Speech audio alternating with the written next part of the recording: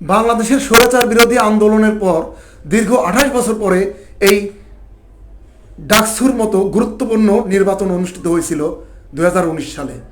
সেই নির্বাচনে ভিপি পদে নির্বাচিত হয়েছিলেন নুরুল হক নুরু, যিনি কোটা আন্দোলন সংস্কার থেকে বের হয়ে আসা এই নুরুল হক নুরু স্বতন্ত্র প্রার্থী থেকে নির্বাচন করেছিলেন এবং নির্বাচিত হয়েছিলেন। এর মধ্যে জিএস পদে আর এজিএস পদে নির্বাচিত হয়েছিলেন ছাত্রলীগ থেকে গোলাম রব্বানী ও সাদ্দাম হোসেন। সেই নির্বাচনের নুরুল হক নুরের নির্বাচিত হওয়ার কেন্দ্র করে বেশ কিছু আলোচিত সমালোচিত কিছু বিষয় এখানে এসেছিল। তার মধ্যে অনেকেই বলাবলি করেছিলেন যে এই নুরুল হক নুরকে নির্বাচিত করা হয়েছে শুধুমাত্র সরকারের অনুকূল পরিস্থিতিকে শান্ত করার জন্য। যদিও এই নুরুল হক নুরু অত্যন্ত হ্যাবিয়েট একটা ক্যান্ডিডেট ছিলেন এবং জনপ্রিয় একটা ক্যান্ডিডেট ছিলেন। তো যাই হোক, আবার কয়েক বছর পরে এই 2025 সালের 9 সেপ্টেম্বর অর্থাৎ আগামীকালকে আবারও ডাকসুর মতো গুরুত্বপূর্ণ নির্বাচন হতে যাচ্ছে। এই নির্বাচনে প্রায় 471 জন ক্যান্ডিডেট প্রতিদ্বন্দ্বিতা করবেন।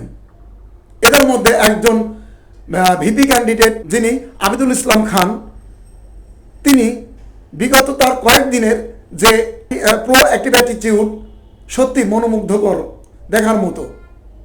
বিশেষ করে তার রাস্তা দিয়ে চলে যাওয়া, সবার সঙ্গে হাসি মুখে সেলফি তোলা, কনফারেন্স রুমে স্যারদেরকে নিজের চেয়ারকে ছেড়ে দিয়ে স্যারদেরকে বসতে দেওয়া, তার সিনিয়র ভাইদেরকে সম্মান দেখানো, তার যে হাস্যোজ্জ্বল যে চেহারা সত্যি সবাইকেই অবাক করার মতো। কিন্তু আমরা দেখেছি যে এই যে বিশেষ করে কোনো নির্বাচনের পূর্বে জনগণের কাছে যাওয়া তখন থাকে একরকম রূপ, আবার এই নির্বাচন হয়ে যাওয়ার পরে তখন তার 380 ডিগ্রি তখন ঘুরে যায়। সুতরাং আমরা চাই নতুন করে এই পরিবর্তন হোক, এই ডাকসুর মতো গুরুত্বপূর্ণ নির্বাচন থেকে নতুন নেতৃত্ব এই বাংলাদেশে পা রাখবেন। আমরা সেই প্রত্যাশাই করি। আমরা প্রত্যাশা করি বিগত যে রাজনীতি বাংলাদেশের ছিল তাকে পেছনে ফেলে এই ডাকসুর রাজনীতি নতুন করে শুরু হবে, সেটাই আমাদের প্রত্যাশা।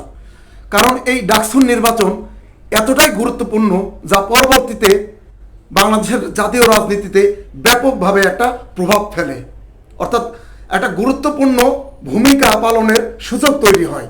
অনেকেই এই ডাকসুর নির্বাচনের নির্বাচিত হয়ে তারা বাংলাদেশের রাজনীতিতে ভূমিকা পালন করেন। যেমন আওয়ামী লীগের বর্ষিয়ান নেতা তোফায়েল আহমেদও ছিলেন এর মধ্যে, কাজী জাফর আহমেদ, সুলতান মোহাম্মদ মনসুর, মাহমুদুর রহমান মান্না, বিএনপি নেতা আমানুল্লাহ, তারা সবাই এই ডাকসুর ভিপি নির্বাচিত হয়েছিলেন।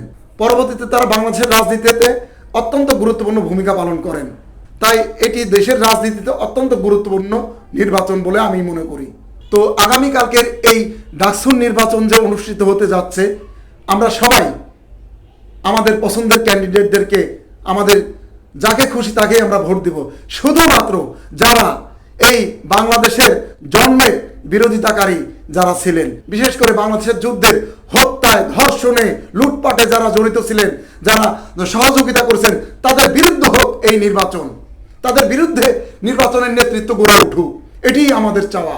এই নির্বাচনের হোক 47-এর আন্দোলনের চেতনার নির্বাচন, এই নির্বাচন হোক 52-র ভাষা আন্দোলনের নির্বাচন, এই নির্বাচন হোক 71-এর যুদ্ধের চেতনার নির্বাচন, এই নির্বাচন হোক স্বৈরাচার বিরোধী আন্দোলনের চেতনার নির্বাচন, এই নির্বাচন হোক আগামীর জনগণের কল্যাণের নির্বাচন।